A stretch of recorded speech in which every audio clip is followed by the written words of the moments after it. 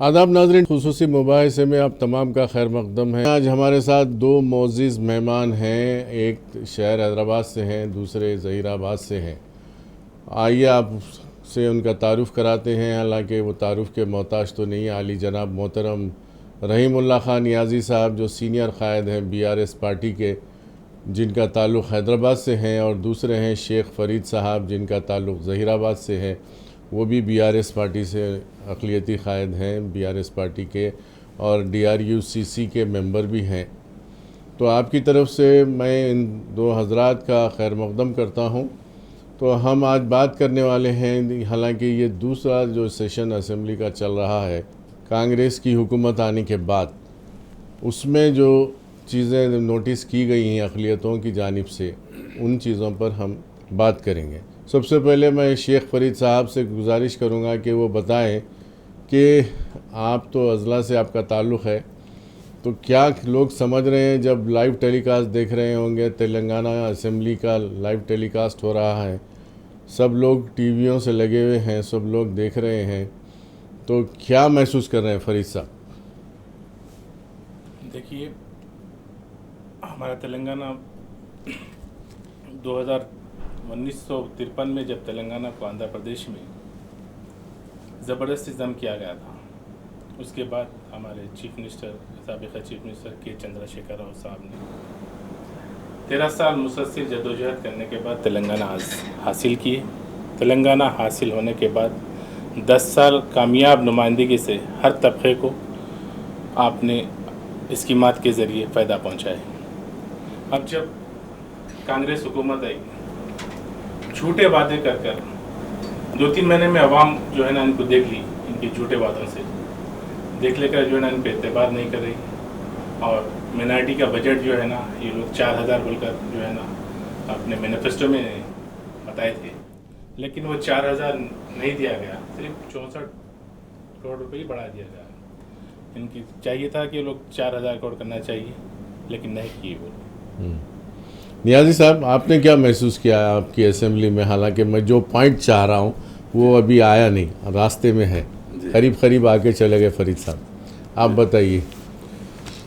देखिए कि कांग्रेस की जो बुनियाद है वो सिर्फ धोखा, फरेब, मक्कारी, जालसाजी पर ही जो है कांग्रेस की बुनियाद है। हिंदुस्तान के मुसलमान 56 साल तक मुसलमानों का इस्तेसाल करते रही कांग्रेस।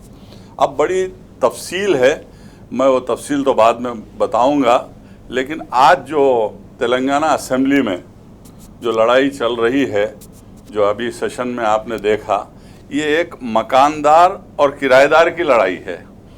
और ओनर ऑफ द हाउस जो है, ओनर ऑफ द तेलंगाना, हमारे महबूब लीडर, तेलंगाना महात्मा, तेलंगाना गांधी कल्वाकुंतला चंद्रशेखर राव साहब हैं, जिन्होंने 14 साल तक अपने परिवार को नहीं देखा, अपने ख़ानदान को नहीं देखा, अपनी ज़िंदगी को जोखिम में डालकर उन्होंने हमें तेलंगाना अता किया।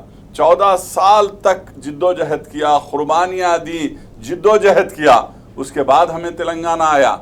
आज ये रेवंत रेड्डी साहब जो हैं, ये तो झूठ का पलंदा है, ये झूठ का ख़जाना है, जो 4000 रुपये जो माइनॉरिटीज़ वेलफेयर डिपार्टमेंट को जो बजट देने का, जो फरेब और हथेली में जन्नत दिखाकर जो वोट लिए हैं, 4000 करोड़, 4000 करोड़ का, तो जो है बिल्कुल आज आवाम देख रही है। जबकि 2,75,000 करोड़ का बजट असेंबली में पेश हुआ, लेकिन मुसलमानों को क्या दिया?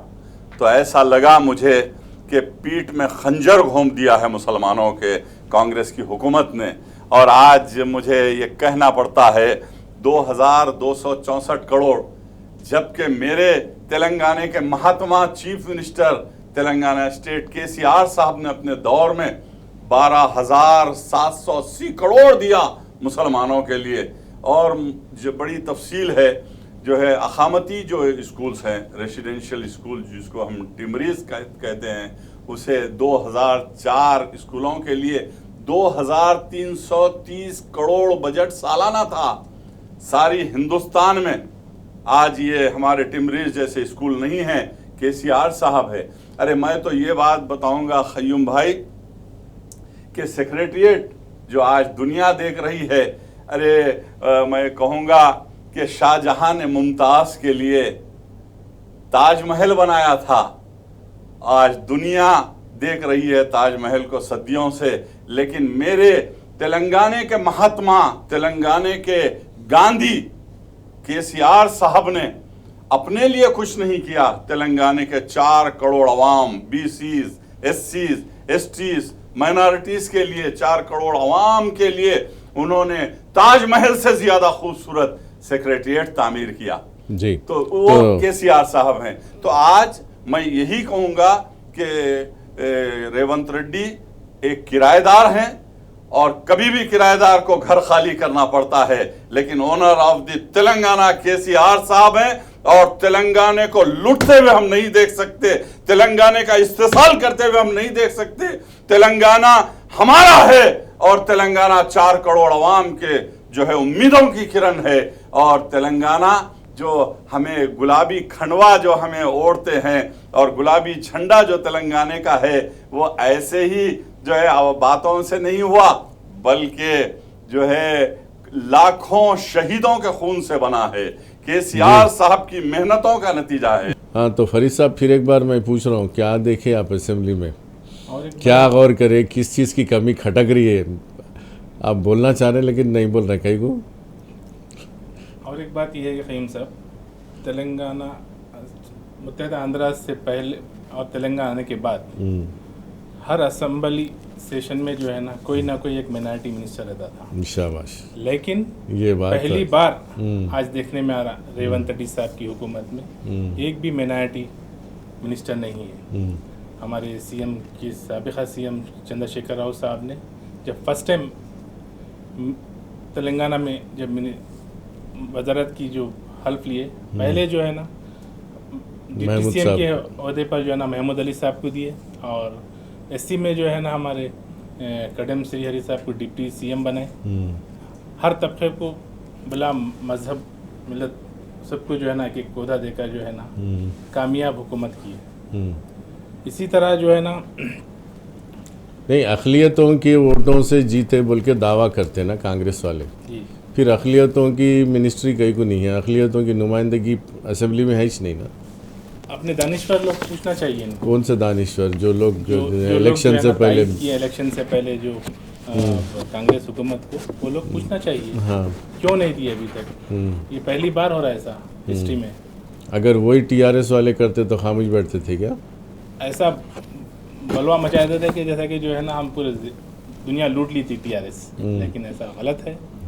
सीएम साहब ने हर तबके के लिए, साबिक़ सीएम हमारे चीफ मिनिस्टर चंद्रशेखर राव साहब ने हर तबके के लिए जो है ना डिसिप्लिन के साथ एक रोड मैप तैयार किए। रोड मैप तैयार करके हर तबके को जो है ना एक सिस्टम से लेके गए। मैं चाहता हूँ कि जो भी कांग्रेस गवर्नमेंट को सपोर्ट कर रहे हैं, ये सपोर्ट नहीं करना चाहिए। आगे जो है ना पार्लियामेंट इलेक्शन है, उसमें हमारे एमपीज़ को ज़्यादा से ज़्यादा जिताकर रीजनल पार्टीज जिंदा रहने से ही जो है ना कुछ जो है ना अपने इलाके के मसले जो है ना हल हो सकते हैं। रीजनल पार्टीज अगर आप दबा देंगे तो फिर हमारे जो इलाक़ाई मसले हैं वो आगे नहीं पहुंचेंगे।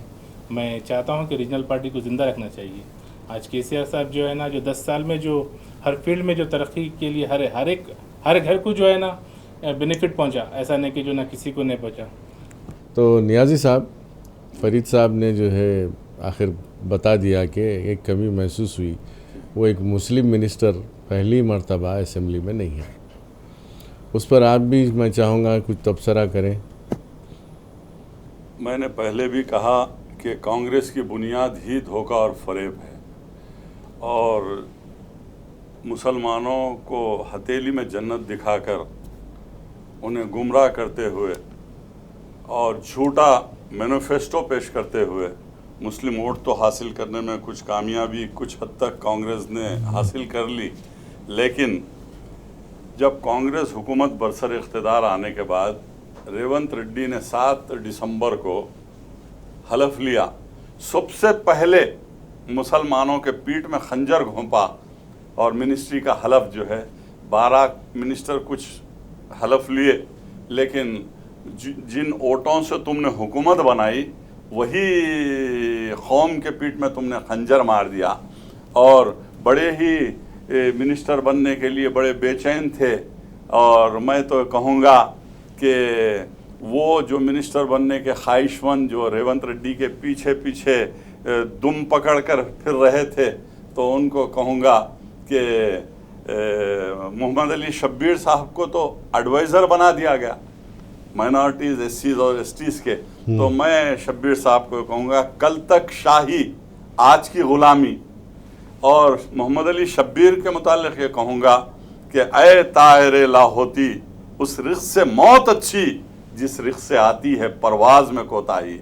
गौर कीजिए, वो कौम जो इस हिंदुस्तान में 1000 साल तक हुक्मरानी की और मेरे लीडर तेलंगाना के डायनेमिक और सेक्युलर लीडर तेलंगाना के महात्मा केसीआर साहब ने हिंदुस्तान की तारीख पर और हमारे मुस्लिम हुक्मरानों की 1000 साला तारीख पर, जोग्राफिया पर उन्होंने जो मुतालिया किया है, मैं कहूँगा ख़य्यूम भाई कि हिंदुस्तान की सरज़मीन पर 70,000 किताबों का मुतालिया करने वाले लीडर का नाम कलवा कुंटला चंद्रशेखर राव साहब है, जिसने हमारी तारीख़ और जोग्राफिया से वाकिफ़ हैं। और केसीआर साहब ने जब हुकूमत बनाई तो उन्होंने deputy chief minister Mahmood Ali साहब को बनाया। फिर एक 2018 की बात कहूँगा कि सारी दुनिया ने देखा कि केसीआर साहब बहैसियत चीफ मिनिस्टर हलफ लिए, उसके बाद 60 डेज तक एक ही होम मिनिस्टर साथ में थे, सिर्फ 2 ही कैबिनेट 2 की थी। गौर कीजिए आप, किसी कैबिनेट को नहीं लिया गया। तो मुस्लिम दोस्ती का सबूत, अगर मुसलमानों से फराख दिली, मुसलमानों से हमदर्दी, मुसलमानों से अटूट मोहब्बत का सबक सीखना है तो रेवंत रेड्डी तुम आओ और केसीआर साहब से सबक सीखो। आज मैं हिंदुस्तान के वजीर आजम से भी कहूँगा कि अगर तुम हुक्मरान बने हैं 10 साल से और तुमने मुसलमानों के पीठ में बीजेपी भी खंजर घोंपी और कांग्रेस ने भी धोखा और फरेब दिया और खंजर घोंपा, और ये दोनों कांग्रेस और बीजेपी एक ही सिक्के के 2 रुख हैं। और ये दोनों के ताल्लुक से मैं कहूँगा कि मोहम्मद अली शब्बीर साहब, अगर आपको थोड़ी सी भी सियासी सोच समझ है तो कांग्रेस को फौरी इस्तीफा दो। आज 70 दिन का अरसा गुजर गया, असम्बली में विदाउट मुस्लिम मिनिस्टर की असम्बली चल रही है। आज मुसलमानों का परसेंटेज 0 हो चुका है। आज असम्बली में कोई हुकूमत में जो है मुस्लिम एमएलए नहीं है और ना ही मिनिस्टर को लिया जा रहा है। तो ये क्या बात है? तो दिल के फपोले जल उठे सीने के दाग से, इस घर को आग लग गई घर के चिराग से।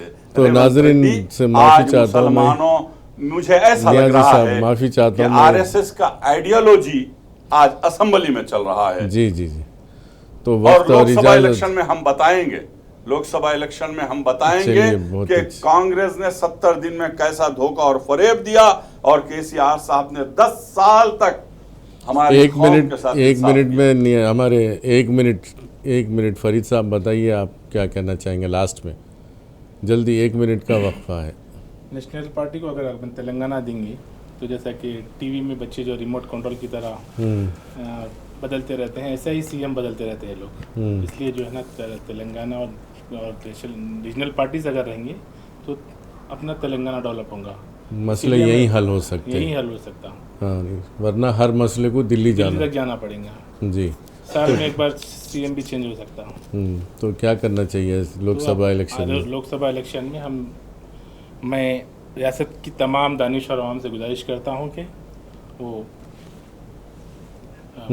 पार्लिमानी इलेक्शन में ज़्यादा से ज़्यादा एमपीज़ को जिताने की कोशिश करें। कौन सी पार्टी का? बीआरएस पार्टी को। BRS party. ओके।